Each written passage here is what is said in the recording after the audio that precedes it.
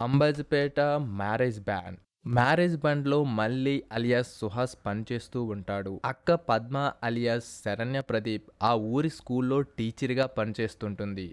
ఊరి పెద్ద మనిషి అయిన వెంకటబాబు అలియాస్ నితిన్ ప్రసన్న వల్లే పద్మకి ఉద్యోగం వచ్చిందని, ఆ ఊరి వాళ్ళు వాళ్ళిద్దరి మధ్య అక్రమ సంబంధం ఉందని అనుకుంటుంటారు. ఇంతలో వెంకటబాబు చెల్లెలు లక్ష్మి అలియాస్ శివాని నాగారం మల్లితో ప్రేమలో పడుతుంది. వెంకటబాబు తమ్ముడికి మల్లికి మధ్య ఊళ్ళో గొడవ ఉంటుంది.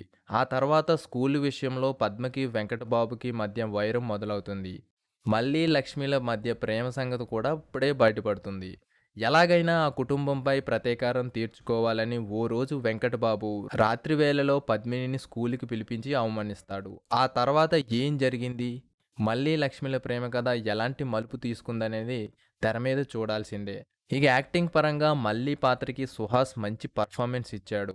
ఫస్ట్ హాఫ్లో అబ్బాస్ కటింగ్తో నవ్విస్తూ, సెకండ్ హాఫ్లో గుండుతో కనిపిస్తూ ఎంతో న్యాచురల్గా నటించాడు.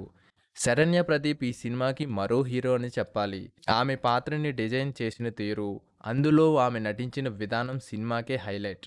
ఎమోషనల్ సీన్స్ అయితే సుహాస్ యాక్టింగ్ వేరే లెవెల్.